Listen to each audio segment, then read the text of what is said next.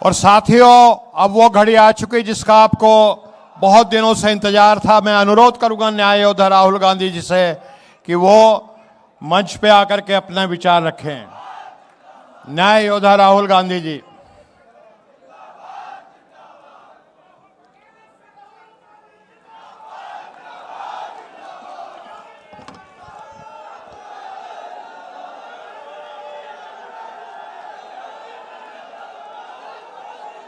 राजेंद्र पाल गौतम जी, अनिल जैन जी, अविनाश पांडे जी, अजय राय जी, लालमणि प्रसाद जी, के गौतम जी, बीपी अशोक जी, अनीस अंसारी जी। शांत हो जाइए भैया। अनीस अंसारी जी, जस्टिस वीरेंद्र यादव जी, ब्रिजलाल खबरी जी, राकेश राठौर जी। स्टेज पे जो वरिष्ठ नेता बैठे हैं, भाइयों और बहनों, प्रेस के हमारे मित्रों, आप सबका यहां बहुत बहुत स्वागत, नमस्कार। आज हम कांशीराम जी की याद करते हैं। उनका जो संघर्ष था, उनका जो विजन था, उनका जो हिंदुस्तान की राजनीति पर इफेक्ट था, उसको हम याद करते हैं और दिल से उनका धन्यवाद करते हैं।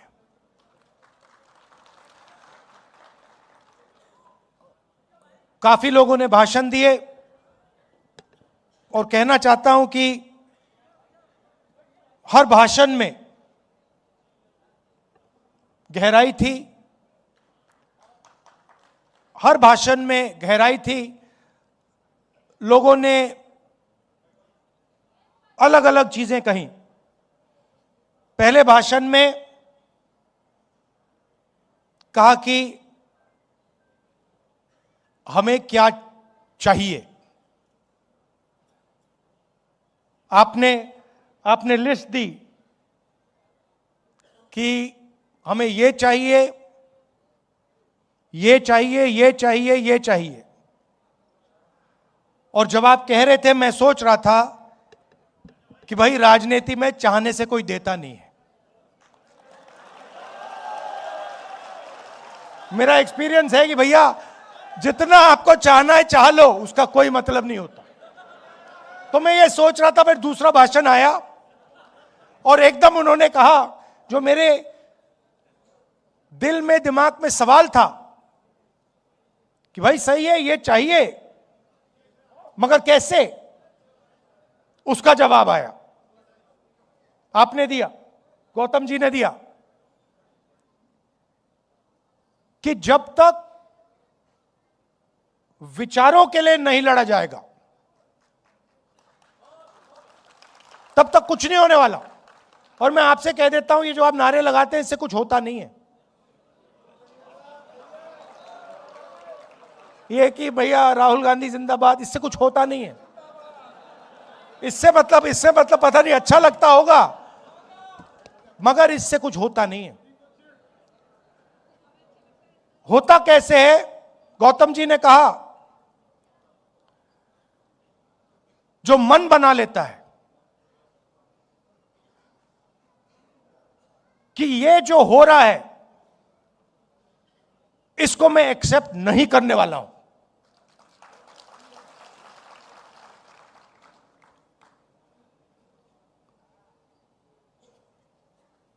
भाषण देने से पहले मैं सोच रहा था कि अंबेडकर जी शिक्षा की बात करते थे,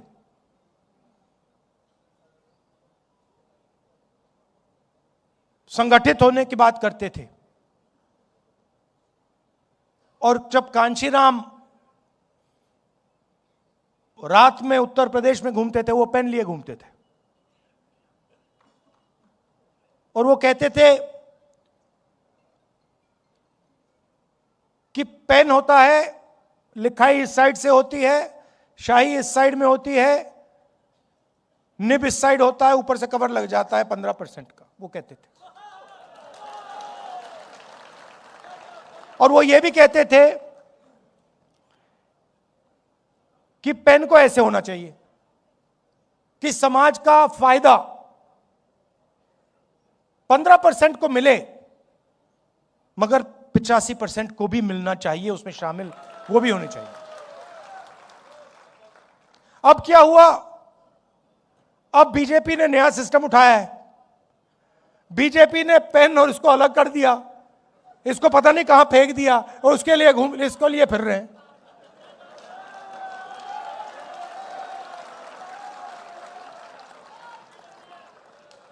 मतलब जो पहले रास्ता था जिस पे हम चल रहे थे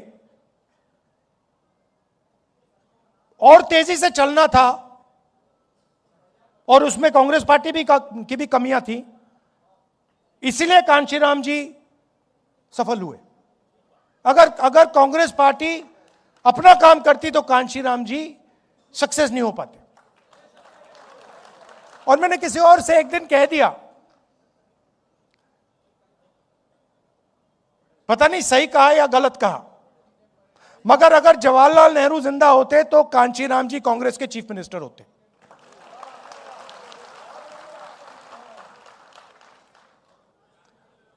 मगर कहने का क्या मतलब है, राजनीति में दो तरीके के लोग होते हैं।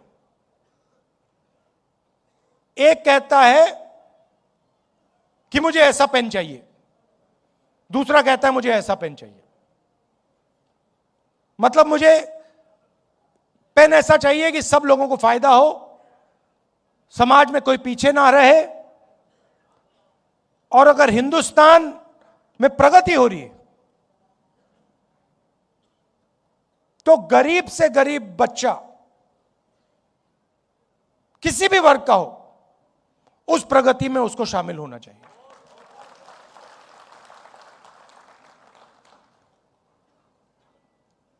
अगर हम हिंदुस्तान को आज देखें, हमारी संस्थाएं को आप देखिए, किसको भी चुन लीजिए, जुडिशरी चुननी है उसको चुन लीजिए,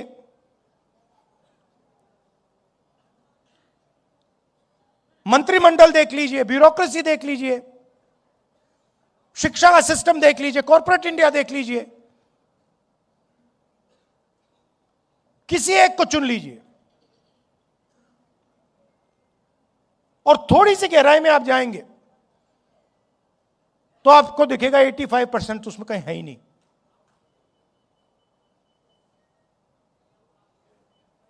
आप जाइए, आज घर जाएंगे आप, स्टॉक मार्केट का समय है, आप इंटरनेट पे जाइए और 500 सबसे बड़ी कंपनियों के नाम ले लीजिए और इंटरनेट पे जाके आप देखिए, उनके सीईओज का आप नाम निकाल लीजिए, उनके सीनियर मैनेजमेंट का आप नाम निकाल लीजिए और आप देखिए वहां पे दलित, आदिवासी, पिछड़ा, अति पिछड़ा, माइनॉरिटी कितने हैं आप देख लीजिए, आपको कोई नहीं मिलेगा। एक नहीं मिलेगा आपको। अदानी जी की कंपनी में जाइए, उनके सप्लायर्स की लिस्ट निकालिए, उनकी कंपनी को हजारों कंपनियां सप्लाई करती हैं, थोड़ी छोटी होती है, उनकी लिस्ट निकालिए, उनके सीईओ देख लीजिए, आपको वहां एक भी दलित नहीं मिलेगा, एक आदिवासी, एक पिछड़ा वर्ग का कोई नहीं मिलेगा उसमें।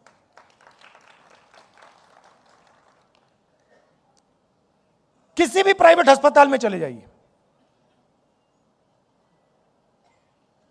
आपके परिवार के लोग बीमार होते हैं, अगली बार आप जाएंगे जरा नाम पढ़िए,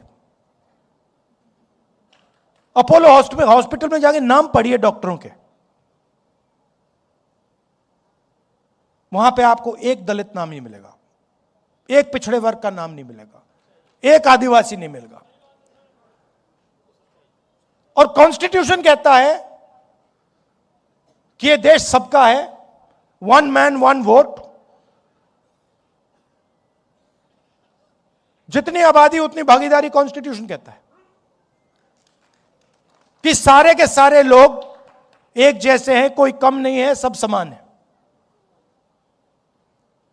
अच्छा, मनरेगा की लिस्ट निकालिए, उसमें आपको 85% मिल जाएगा, भरा हुआ है वहां पे वो, आप निकालिए। मजदूरों की लिस्ट निकालिए, जिन लोगों ने ये हॉल बनाया, शानदार हॉल, चमकता हुआ हॉल जिसमें हम भाषण कर रहे हैं, उनकी लिस्ट निकालिए। 60% आपको पिछड़ा वर्ग, अति पिछड़ा वर्ग, दलित, आदिवासी, माइनॉरिटीज में मिलेंगे आपको।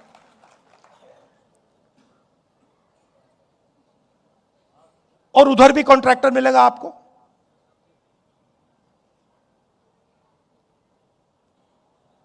और यह स्थिति खराब होती जा रही है। अगर इंप्रूव हो रही थी तो अलग बात है। पहले कोई छोटा बिजनेस चला सकता था, उसमें 2, 3, 4, 5% घुस जाते थे। पहले पब्लिक सेक्टर हुआ करता था, उसमें मैनेजमेंट में लोग घुस जाते थे। पब्लिक अस्पताल थे, पब्लिक यूनिवर्सिटी, कॉलेजेस थे, उसमें घुस जाते थे लोग। आपने इंटरव्यू की बात की, मैं गया था, दिल्ली यूनिवर्सिटी गया था। इंटरव्यू बच्चों को निकालने का तरीका है। आपकी जात क्या है भैया, आप इंटरव्यू में फेल, सीधी सी बात है। वो सब बोल रहे हैं। आरएसएस के संगठन की लिस्ट निकालिए, जो उनके प्रचारक लोग हैं, जो उनका सीनियर आरएसएस का जो सेंटर है, उसमें आपको एक ओबीसी नहीं मिलेगा, एक दलित नहीं मिलेगा, एक आदिवासी नहीं मिलेगा। तो लड़ाई बिल्कुल क्लियर है। एक तरफ 85% बैठे हैं और उनको कहा जा रहा है कि भैया ये देश आपका नहीं है। कहने के लिए हां, कहने के लिए हम कह देंगे कि भैया आप हिंदुस्तानी हो, मगर जब धन बांटने की बात आएगी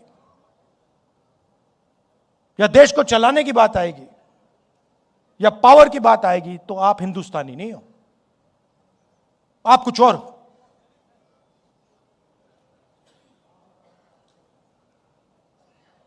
और यह संविधान के बिल्कुल खिलाफ है।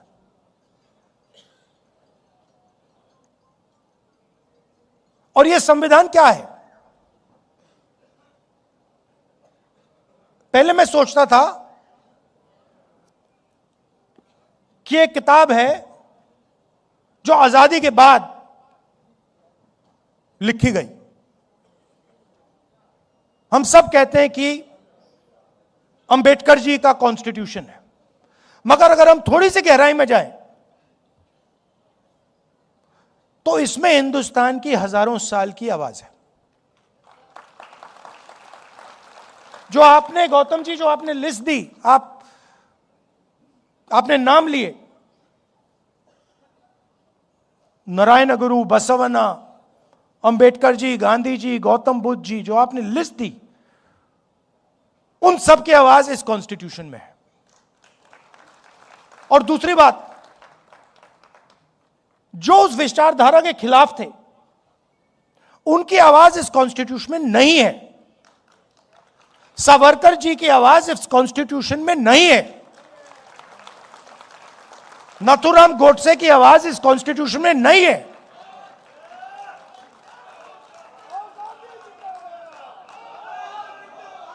वो कुछ भी कह लें, नरेंद्र मोदी जी इस कॉन्स्टिट्यूशन की विचारधारा को नहीं मानते। और मैं आपको बताता हूं यह मैं किस बेसिस पे कह रहा हूं। आपने अंबेडकर जी की बात कही, कांशीराम जी की बात कही, और आपने कहा वो सूखी रोटी खाते थे, कहा आपने गौतम जी।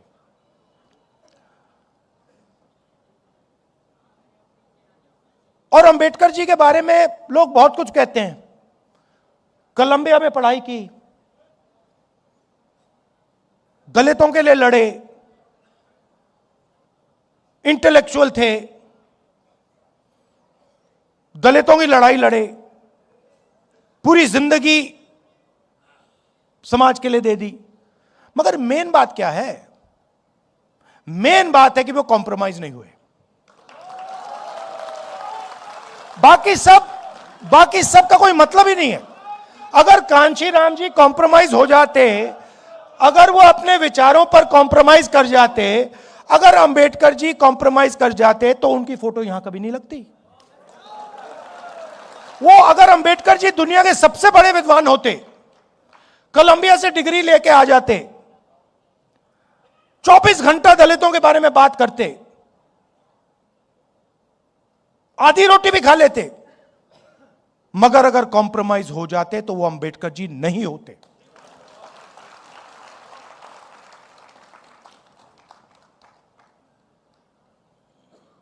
फर्क है अंबेडकर जी में, गांधी जी में, कांशीराम जी में और सावरकर में। बहुत बड़ा फर्क है।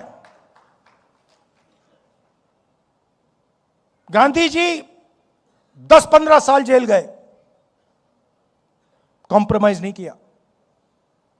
अंबेडकर जी पूरी जिंदगी दे दी, कॉम्प्रोमाइज नहीं किया। कांशीराम जी ने क्या कॉम्प्रोमाइज किया किसी से? सवाल नहीं उठता, कर ही नहीं सकते। करना भी चाहते तब भी नहीं कर पाते हो, क्योंकि इतनी गहराई से बात उनके दिल में थी कि वो कर ही नहीं सकते।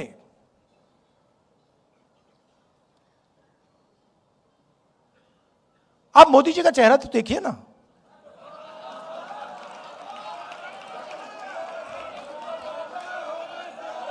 जरा देखिए।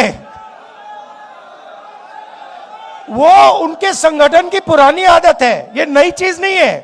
अब मत सोचिए कि ये पहला एग्जाम्पल, पहला उदाहरण है। ये पहला उदाहरण नहीं है, इनका लाइनअप है, ये करते जाते हैं। आप देखिए, आप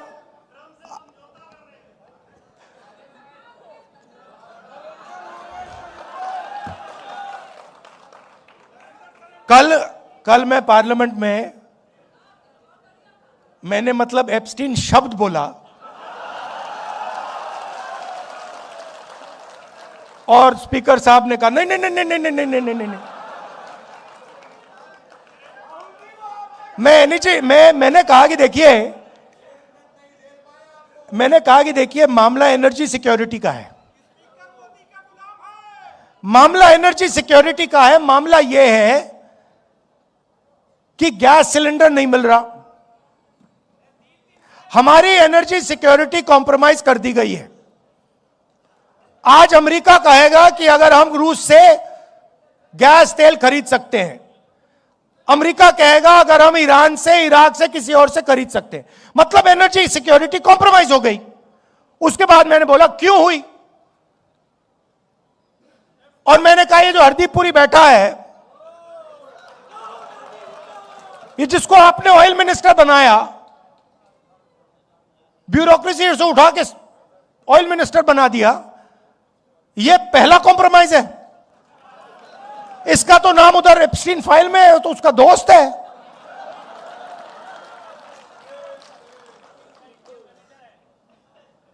इसकी बेटी के कंपनी में जॉर्ज सोरोस का पैसा गया है। तो जैसे ही मैंने कॉम्प्रोमाइज शब्द का प्रयोग किया, स्पीकर कहते नहीं भैया नहीं, कॉम्प्रोमाइज सब नहीं बोल सकते।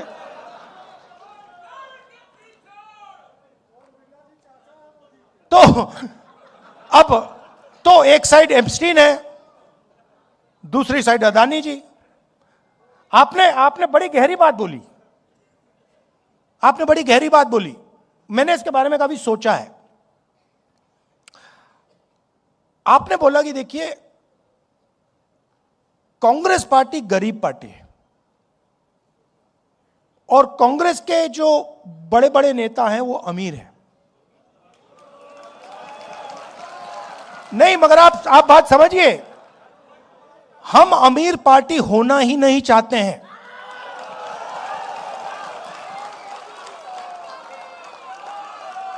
ये कांग्रेस पार्टी का डिजाइन गांधी जी के टाइम से यही है भैया।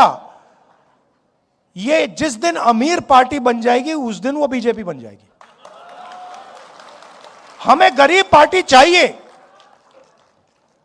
मैं इस बात को मैं इलेक्शन में समझा। इलेक्शन में माकन जी मेरे पास आए, कहते राहुल जी हमारे सारे के सारे बैंक अकाउंट फ्रीज कर दिए। मैंने सोचा भाई अब तो फंस गए, चुनाव आ रहा है, सारे के सारे बैंक अकाउंट फ्रीज हो गए,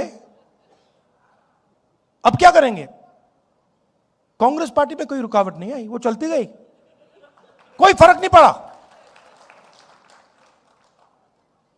देखिए ये है विचारधारा की पार्टी और इसको ये बीजेपी वाले नहीं हरा सकते हैं, सवाल नहीं उठता। अगर ये अपनी पटरी पे चलेगी, अगर ये गांधी जी की पटरी पे चलेगी, अंबेडकर जी की पटरी पे चलेगी, इसको कोई नहीं हरा सकता। ज्योतिबाई फुले की पटरी पे किसको कोई नहीं हरा सकता। अगर कमी है तो हम में है, यह सबसे पहले समझना होगा।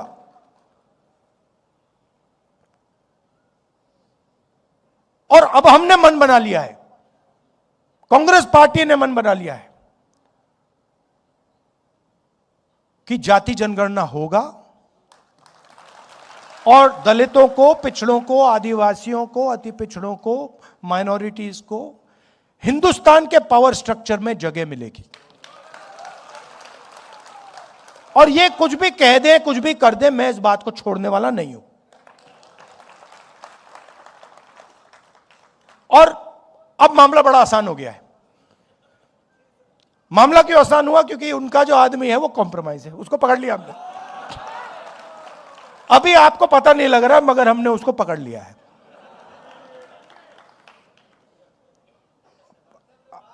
नहीं, वो पकड़ लिया है। मैं आपको बता रहा हूं, मैं आपको स्टेज से कह रहा हूं, साइकोलॉजिकली नरेंद्र मोदी खत्म है। राजनीति में हार पहले हो जाती है, हार पहले यहां होती है, मन में यहां पे हार हो जाती है, उसके बाद होना ही होना है। और आप ये सोच समझिए कि कांग्रेस पार्टी के जो कार्यकर्ता हैं और जो हमारे दलित भाई हैं, आदिवासी भाई हैं, पिछड़े वर्ग के भाई हैं, जिन्होंने प्रेशर बनाया,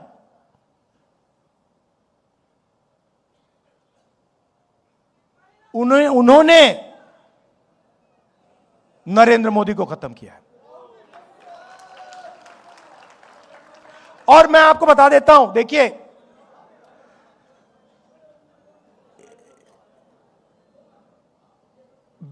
जो आपने बोला ना, कांग्रेस पार्टी का जो धन है, कांग्रेस पार्टी गरीब पार्टी, बीजेपी अमीर पार्टी बन गई।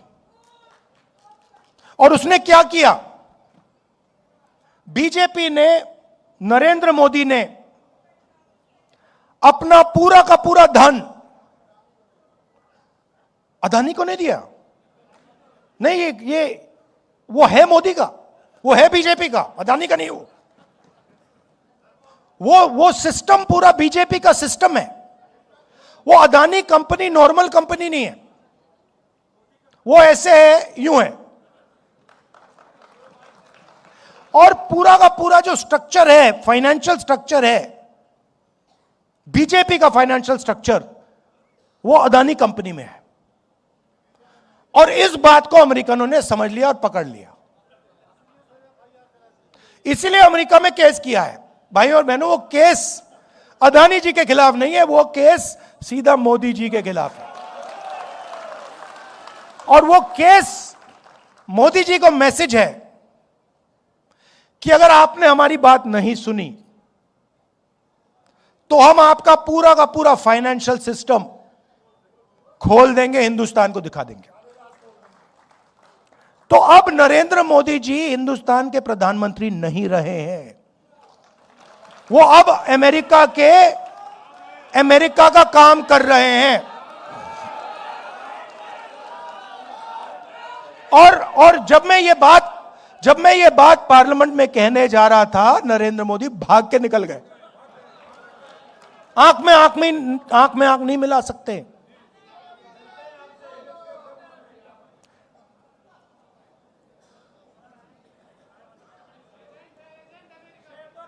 नहीं, अब देखिए, अब आप कहोगे, देखो ये आप कैसे कह रहे हो, मैं बताता हूं आपको, हर चीज का मैं आपको सबूत दूंगा।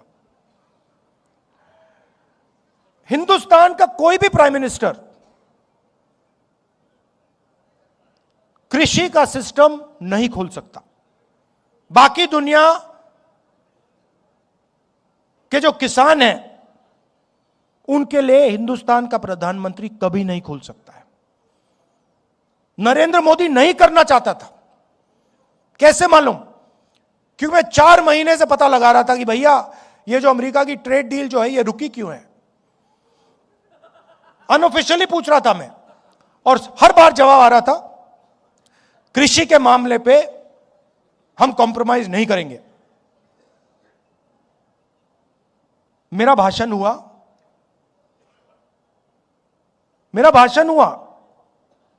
1 घंटा रोका,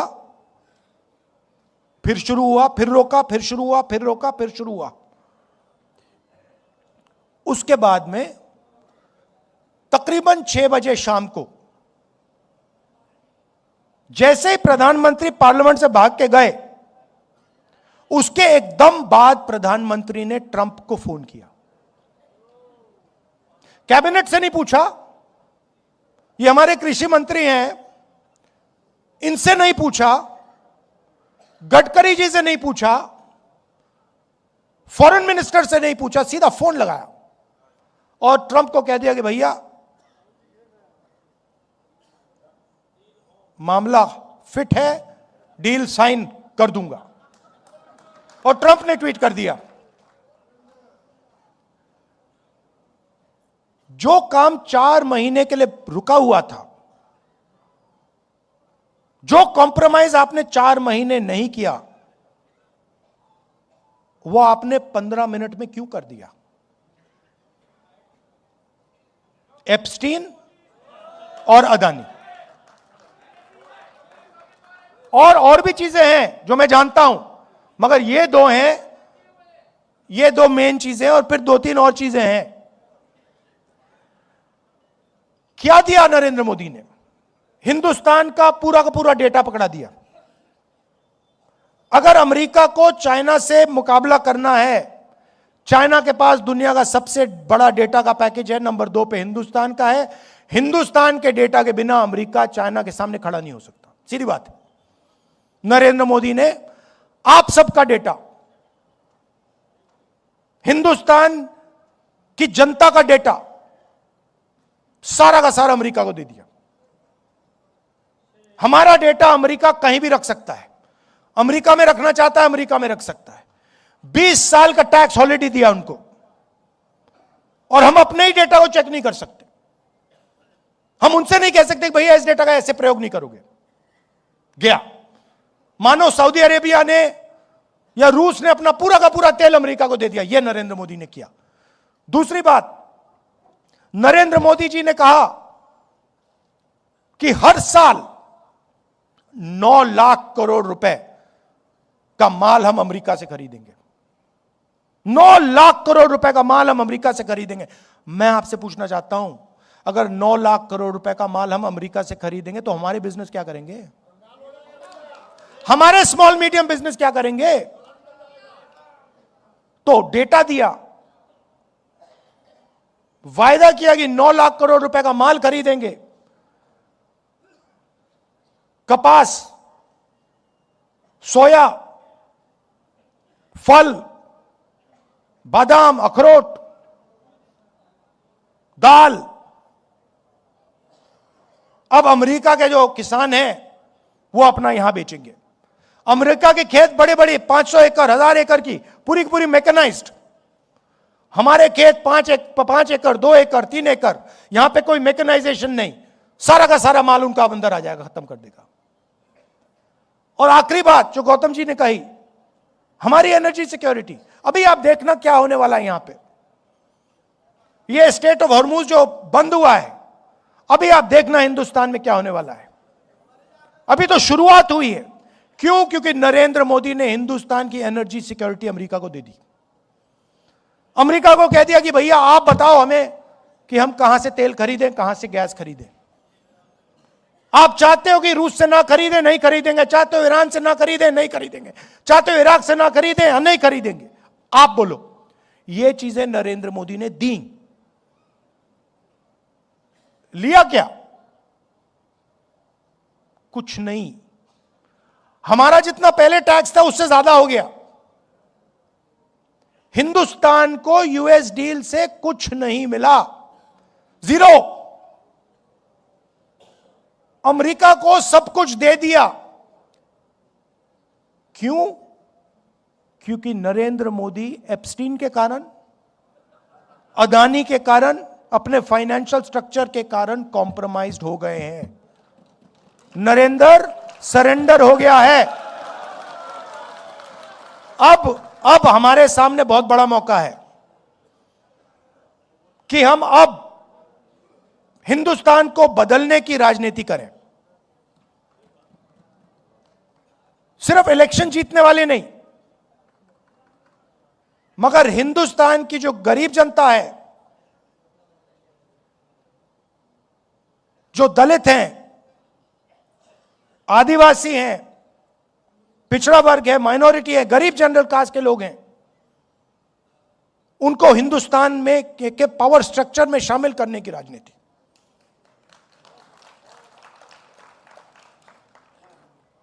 और उसके लिए आपको आपके दिल में कुछ होना पड़ेगा। नारों से नहीं होने वाला। अगर कांग्रेस पार्टी के पास उत्तर प्रदेश में 100 ऐसे लोग मिल गए, मुझे 101 नहीं चाहिए, अगर 100 लोग मिल गए जो कहते भैया हम मर जाएंगे मगर पीछे नहीं हटेंगे, हमारा काम हो जाएगा, खत्म हो जाएगा। मतलब यहां पे तो कितने लोग हैं? यहां पे 1000 लोग हैं। मैं तो छोड़ो, 1000 छोड़ो, मुझे बस ये 100 चाहिए जो कहे कि भैया हम मर जाएंगे मगर ये जो हमारा लक्ष्य है इसको हम नहीं छोड़ने वाले, काम हो जाएगा हमारा। आप सब आए, आपने इतनी एनर्जी दी, इतना प्यार दिया, इसके लिए दिल से आपका धन्यवाद करता हूं। और मैं आपको सिर्फ कहना चाहता हूं कि मेरे लिए अंबेडकर जी का संविधान, गांधी जी का संविधान, यह सबसे जरूरी चीज है और इसकी हम मरते दम तक इसकी हम रक्षा करेंगे। आप सबका बहुत बहुत धन्यवाद। न्याय योद्धा साथियों, एक प्रस्ताव आया है। न्याय योद्धा राहुल जी, एक प्रस्ताव आया है इस सभागार में, वो मैं आपके समक्ष रखना चाहता हूं। आप सबका उसमें समर्थन चाहूंगा। 1 मिनट जरा प्रस्ताव को ध्यान से सुनिए। ये प्रस्ताव आया है बैकवर्ड दलित माइनॉरिटी फोरम की तरफ से और ये प्रस्ताव है भारत रत्न हेतु मांग पत्र। सेवा में कांग्रेस के वरिष्ठ आदरणीय राजेंद्र पाल गौतम जी, अनिल जैन और न्याय योद्धा राहुल गांधी जी, मान्यवर काशीराम साहब को मरणोपरांत भारत रत्न से सम्मानित करने हेतु भारत सरकार से मांग पत्र। क्या ये सभा इसका समर्थन करती है? तो ये प्रस्ताव पास हुआ कि मान्यवर काशीराम जी को भारत रत्न मिलना चाहिए और हम गारंटी देते हैं कि न्याय योद्धा राहुल गांधी जी जब भी इस देश के प्रधानमंत्री बनेंगे तो ये काम हो करके रहेगा। सबका धन्यवाद, आप सभा में आए दूर दूर से।